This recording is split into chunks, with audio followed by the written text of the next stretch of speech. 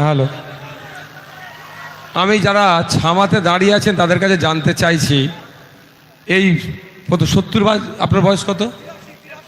82 বছরের লোকটার কি কোনো এখন স্বার্থ আছে এই রোদে বসা? আপনারা 16 বছর 17 বছর নয়, 18 বছরের পর থেকে যারা আছেন, 22 বছর 24 বছর 30 বছর 32 বছর, আপনাদের একটু ইচ্ছা হচ্ছে না এই লোকটাকে দেখে একটু স্পিড বাড়া মানুষের? যে এই লোকটা 82 বছর বয়স রোদে বসে আছে, আর আপনারা নাহলে সিধা বাড়ি চলে যান। ওই রকম লোক রেখে কিচ্ছু লাভ হবে না। সামান্য একটু রোদ থেকে বাঁচার জন্য যে ছায়া খোঁজেন, আর এখানে যারা সম্মানীয় যারা এসে বসে আছে, আপনাদের ভবিষ্যৎ ঠিক করার জন্য রোদে বসে আছে, লজ্জা করছেন আপনাদের? যান সিধা বাড়ি চলে যান, ও তো রম লেখ রেখে কিচ্ছু লাভ হবে না। 5টা থাকবে, 5টা সলিড থাকা দরকার। যারা দূরে আছেন একটু বসেন তো ভাই, বসেন বসেন। শৃঙ্খলা যে জাতির মধ্যে নাই, সেই জাতির অগ্রগতি হবে না। আপনার আমার মধ্যে যদি শৃঙ্খলা না থাকে, যতই ভালো ভালো বক্তা আসুক, নেতা আসুক, যাই আসুক, সেই নেতাও সে 10 চক্রে ভগবান ভূত হয়ে যাবে। আপনি নেতাকে তৈরি করে ঘুমিয়ে পড়লে নেতাও বিগড়ে যাবে। তো নেতাকে আপনারা তৈরি করে নেতা ঠিকভাবে চলছে কি চলছে না সেইটারও দেখভাল আপনাদের করতে হবে, নেতার প্রতি আপনাদের নজর রাখতে হবে। তাই সব থেকে বড় নেতা আপনাদেরকে হতে হবে। বন্ধুগণ, আজকে লেফট ওয়ান এবং আইএসএফের যৌথ উদ্যোগে এখানে একটি নির্বাচনী জনসভা।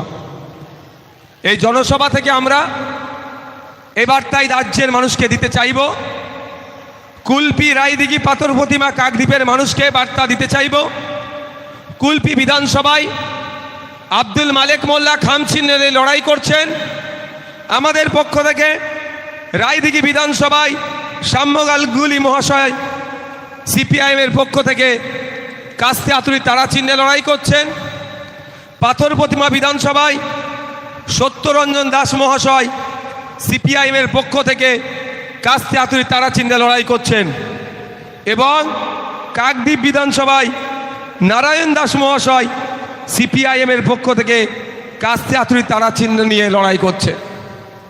আপনাদের সামনে আমি গুটি কয়েক কথা বলবো। বর্ষিয়ান বক্তারা এখানে আছেন, রাজনীতিবিদরা আছেন, আমি বেশি কথা বলবো না। কয়েকটা আমি উদাহরণ আপনাদের কাছে দিতে চাইব। দেখুন, একদিকে মমতা ব্যানার্জি বলছেন আমাদের অভয়াকে যখন খুন করেছিল তারপরে তার সরকার ব্যর্থ হয়েছিল, সেই সময় ব্যর্থতা ঢাকার জন্য তিনি নিদান দিলেন রাত 8টার পরে মহিলারা কর্মক্ষেত্রে যেতে পারবে না। আর আমরা বলছি এই লেফট ফ্রন্ট, লাল ঝান্ডা আর আইএসএফ বলছে রাত 8টা 10টা 12টা 1টা 2টো 3টে 4টে নয়, মহিলারা নির্দ্বিধায় তার কর্মক্ষেত্রে যাবে এবং কর্মক্ষেত্রে ফিরে আসবে। তার সম্পূর্ণ দায়িত্ব আমাদের সরকার কাঁধে তুলে নেবে। তাই আপনাদের ডিসাইড করতে হবে আগামী 5 বছর আপনার বাড়ির মেয়েদের কতটা স্বাধীনতা থাকবে, কতটা আতঙ্ক মুক্ত থাকবে। আপনার বাড়ির মেয়েরা যেমন ভালো রান্না করতে পারবে, সেই সাথে সাথে যাতে জেট ফ্লাইট উড়াতে পারে তারও ব্যবস্থা, সেই প্ল্যাটফর্ম আমরাই দেব। আর জোড়া ফুল বলছে রাত 8টার পরে বার হতে পারবে না। তাই আপনারা ডিসাইড করুন কোন কাদেরকে গ্রহণ করবেন। দিকে দিকে 294টা বিধানসভাতে খামচিহ্ন 30টা সিটে লড়াই করছে। জোটের স্বার্থে বাকি সিটগুলো আমরা লাল ঝান্ডা, কোনো জায়গায় সিপিআইএম, কোনো জায়গায় সিপিআই, কোনো জায়গায় লিবারেশন, তো কোনো জায়গায় ফরওয়ার্ড ব্লককে আমরা সমর্থন করছি। আমি আজকে এখানে দাঁড়িয়ে আপনাদেরকে বলে যেতে চাই যে আপনারা এখানে কুলপি বিধানসভায় আমাদেরই প্রার্থী খামচিহ্ন নিয়ে দাঁড়িয়েছে আব্দুল মালেক মোল্লাকে আপনারা বিপুল ভোটে জয়যুক্ত করবেন। সাথে সাথে রায়দিঘি বিধানসভায় আমাদেরই প্রার্থী, আমাদেরই বাড়ির ছেলে কাস্তে আতুরি তারা চিহ্ন নিয়ে দাঁড়িয়েছেন সৌম্য গাঙ্গুলি মহাশয়কে বিপুল ভোটে জয়যুক্ত করবেন।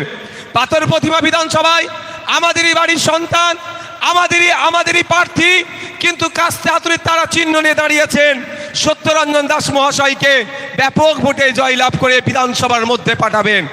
সাথে সাথে কাকদ্বীপ বিধানসভায় আমাদেরই প্রার্থী, কিন্তু সিম্বলটা কাস্তে আতুরি তারা চিহ্ন নিয়ে দাঁড়িয়েছেন নারায়ণ দাস মহাশয়কে আপনারা বিপুল ভোটে জিতিয়ে আইনসভার মধ্যে পাঠাবেন। যে আইনসভার মধ্যে গিয়ে আগামী 5 বছর আপনার আমার ভালো থাকা, আপনার আমার পক্ষে বিপক্ষে যে আইন তৈরি হচ্ছে সেখানে দাঁড়িয়ে মানুষের বিপক্ষে যদি কোনো আইন যায় তার যেমন বিরোধিতা করবে, সাথে সাথে জনগণের জন্য অল্টারনেটিভ প্রস্তাব যাতে বামপন্থী এবং আইএসএফের প্রার্থীরা দিতে পারে তার জন্য দায়িত্ব আপনাদের কাঁধে তুলে নিতে হবে।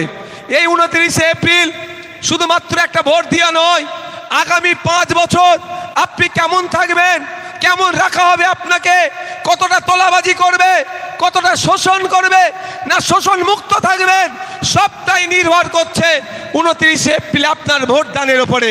যদি মনে করেন আপনারা যে আম খাওয়ার ইচ্ছে গিয়েছে তাহলে আপনাদেরকে আম গাছ লাগাতে হবে, জাম গাছ লাগালে আপনি আমের স্বাদ পাবেন না।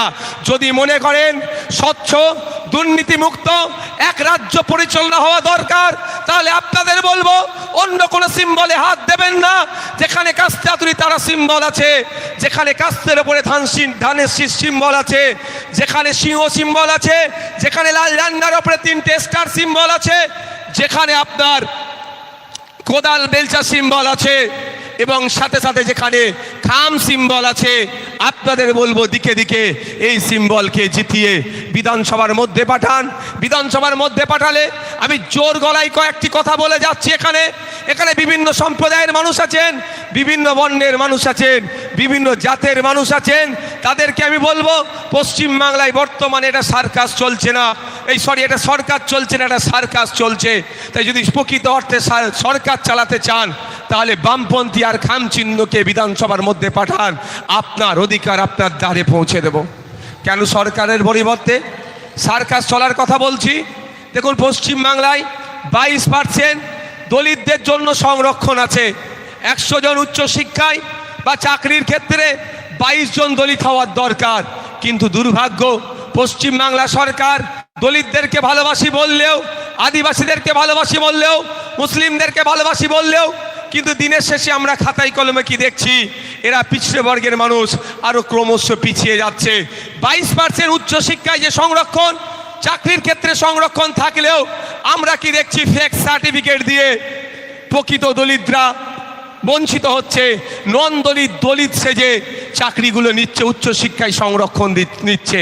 তাই আমরা এই যে মঞ্চ থেকে ঘোষণা দিচ্ছি, আগামী দিনে যদি বাম আইএসএফ জোটের সরকারকে নিয়ে আসেন, আমরা 6 মাস টাইম বসিয়ে কমিশন বসিয়ে 6 মাসের মধ্যে যত ফেক সার্টিফিকেট গুলো আছে সেইগুলোকে খুঁজে বার করে জ্বালিয়ে দিয়ে প্রকৃত দলিতদের অধিকার আমরা বুঝিয়ে দেব। দায়িত্ব নিয়ে বলে যাচ্ছি, এ কথা শুভেন্দু অধিকারী বলবে না। হিন্দু হিন্দু ভাই ভাই স্লোগান তুললেও দলিত ভাইদের চাকরি চুরি হচ্ছে কেন, দলিত ভাইরা উচ্চশিক্ষায় সংরক্ষণ পাচ্ছে না কেন, এ কথা সে বলবে না।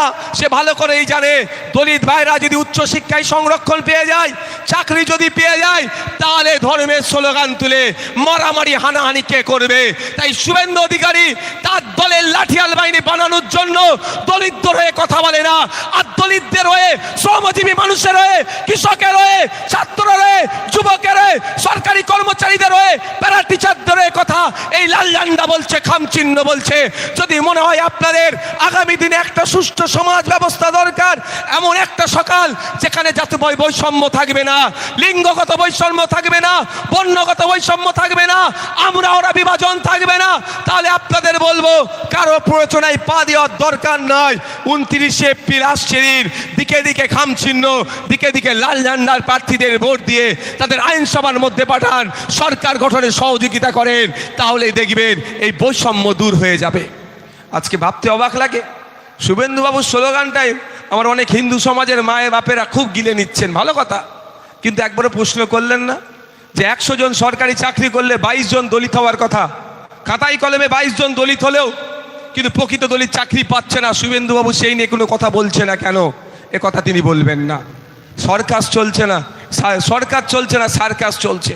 কথাই আছে দুধে পানি মেশায়, কিন্তু এই সরকারের আমলে পানিতে দুধ মেশাচ্ছে এরা, মানে এতই দুর্নীতি হয়েছে। 6% আদিবাসীদের সংরক্ষণ আছে পশ্চিমবাংলায়, 6% আদিবাসীদের জন্য সংরক্ষণ আছে পশ্চিমবাংলায়। 80 লাখ আদিবাসী আছে, 1.5 কোটি এসটি সার্টিফিকেট অলরেডি প্রোভাইড হয়ে গিয়েছে।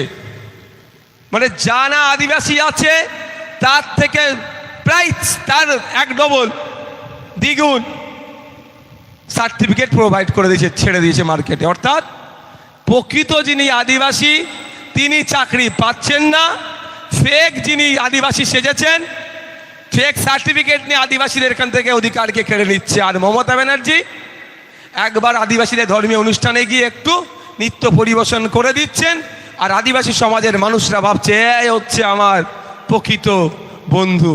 কিন্তু যদি একটা জাতকে, একটা সমাজকে এগিয়ে নিয়ে যেতে হয়, সর্বপ্রথম দুটো জায়গায় তাকে সংরক্ষণ দিতে হবে, দুটো জায়গায় সব থেকে বেশি নজর দিতে হবে, এক শিক্ষায় আর দ্বিতীয় হচ্ছে চাকরিতে। তাহলে 100 জন সরকারি চাকরি করলে এই উচ্চশিক্ষায় সংরক্ষণের ক্ষেত্রে 6% আদিবাসীদের সংরক্ষণ পাওয়া দরকার ছিল, কিন্তু এই সরকার খাতায় কলমে 6% সংরক্ষণ দিলেও প্রকৃত আদিবাসীরা চাকরি পাচ্ছে না।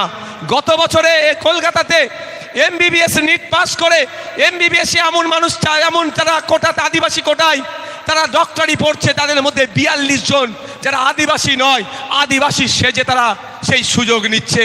তাহলে আদিবাসী সমাজ থেকে 42 জন ডক্টর হওয়া থেকে বঞ্চিত হচ্ছে এই সরকারের আমলে। এ কথা নিয়ে শুভেন্দু অধিকারী কথা বলবে না, কিন্তু বামপন্থী ISF এর প্রতিবাদ করছে, এর বারবার বলছে, আদিবাসী সমাজের কাছে আহ্বান জানাচ্ছে যে এই ফুলকে আপনারা বিসর্জন দিন। পদ্ম ফুল আর জোড়া ফুল মিলে আপনাদেরকে ফুল বানাচ্ছে। আপনারা খামচিহ্ন ISF এর এবং বামপন্থীদের হাতকে শক্ত করুন, আমাদেরকে ক্ষমতায় নিয়ে আসুন। 6 মাসের মধ্যে কমিশন বসিয়ে বাকি যে 70 লাখ ফেক ST সার্টিফিকেট আছে সেগুলোকে খুঁজে বার করে সেইগুলোকে বাতিল করে দিয়ে প্রকৃত আদিবাসীরা উচ্চশিক্ষায় চাকরিতে যাতে সংরক্ষণ পায় তার সুষ্ঠু ব্যবস্থা বামপন্থী আর ISFদের সরকার করবে। যদি মনে হয় আম খাওয়ার ইচ্ছে হয় তাহলে আম গাছ লাগাতে হবে। যদি মনে করেন দুর্নীতি মুক্ত সরকার চাই, তোলাবাজ মুক্ত সরকার চাই, কাটমানি মুক্ত সরকার চাই, তাহলে আপনাদের বলবো তাহলে দিকে দিকে বামপন্থী আর খামচিহ্ন ISFকে জেতান। আর অন্যথায় কি হবে বলুন তো? আপনার হাতে 1,500 টাকা ধরিয়ে দিচ্ছে শিক্ষিত বেকার, আপনি মনে করছেন খুব ভালো হচ্ছে, হিসাব করে একটু দেখুন পার